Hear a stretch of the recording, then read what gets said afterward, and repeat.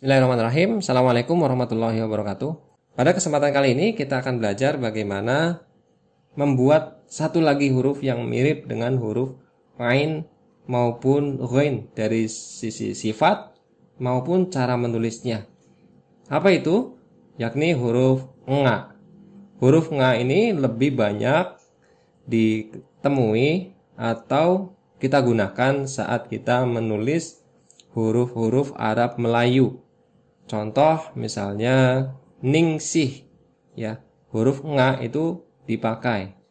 Ngaisah misalnya, atau siapa, bukan Aisyah tapi Ngaisah. Nah, ini beda teman-teman ya. Nah, secara penulisan ini sama ya, sama persis ya dengan huruf Ain maupun Ghain. Ya. Huruf Nga ini sama. Yang membedakan adalah adanya 3 titik pada huruf Nga. Nah, ini mungkin videonya nggak akan terlalu panjang juga karena kita sudah ulas lengkap di 2 huruf sebelumnya, yakni Ain dan Ghain. Karena sama persis sifatnya ya teman-teman.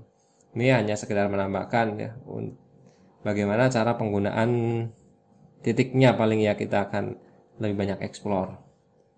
Misalnya saya membuat kata misalnya ngadimun misalnya, atau siapa ya. Nah, ini orang Jawa biasanya juga huruf Ain itu jadi nga ya.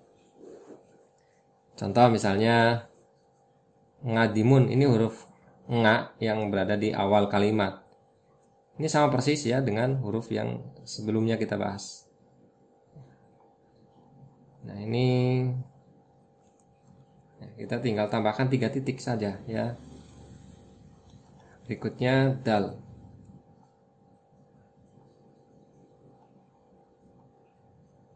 Dal, kemudian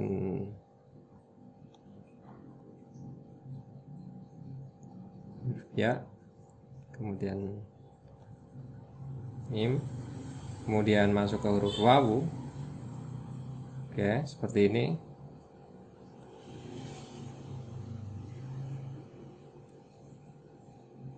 Huruf nun tunggal yang terakhir. Ngadimun ya. Ini sebenarnya terkait titik saja ya, kita akan lebih banyak explore ya. Ini saya coba gabung dulu biar lebih mudah. Oke. Nah, seperti ini.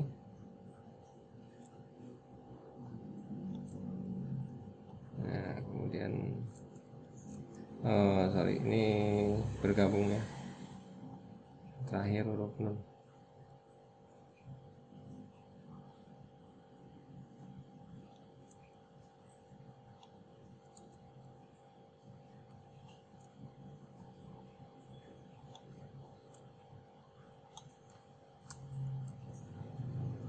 Nah, seperti ini ya teman-teman ya.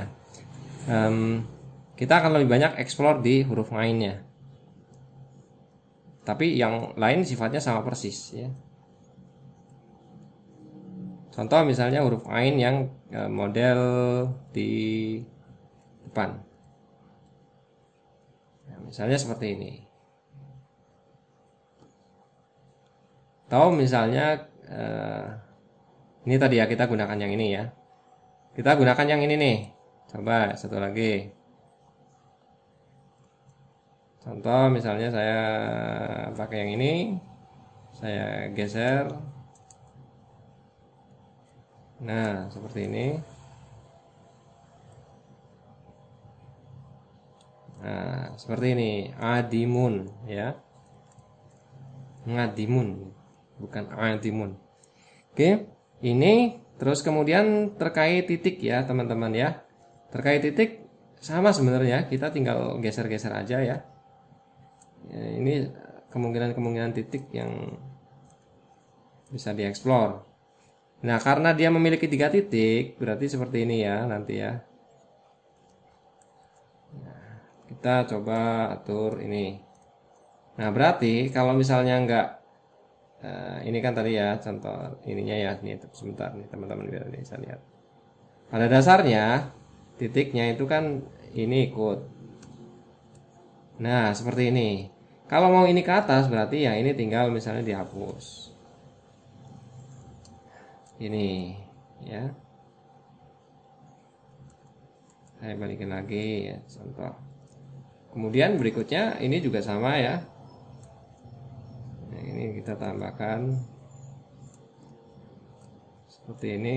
Nah, kalau mau yang di sini misalnya ya. Nah, ini berarti kita hapus di sini. Ya, kayak gini aja teman-teman ya. Atau misalnya yang ini berarti ini digunakan semua. Begitu juga yang ini teman-teman ya. Misalnya ini teman-teman mau, nah tambahkan ke atas. Nah kalau mau yang pakai yang ini misalnya ya, ya sudah. Ini begini bisa teman-teman ya. Atau kemudian misalnya mau ditaruh di sini, ini juga bisa teman-teman. Atau mau yang di posisi ini. Nah ini bisa. Maksudnya tadi ya, 3 titik ini alternatif ketika 3 titik sebelumnya itu tidak terpakai. Yang penting kita harus melihat ini titiknya ini harus sejajar dan ini sedekat mungkin dengan huruf ya, dengan huruf induknya. Nah itu yang membedakan huruf ain, huruf ghain maupun huruf nga, hanya berada di titik. Terkait sifatnya misalnya di awal atau di tengah atau di akhir kalimat ya, maupun tunggal, ini semuanya sama sifatnya, sama persis ya. Nah, teman-teman hanya bisa mengeksplor dari sisi titik yang berada di huruf nga. Nah, demikian terkait pembahasan huruf nga. Nanti teman-teman jikalau ada pertanyaan bisa ditanyakan di grup support ya. Kita akan lanjut lagi pada pembahasan huruf berikutnya.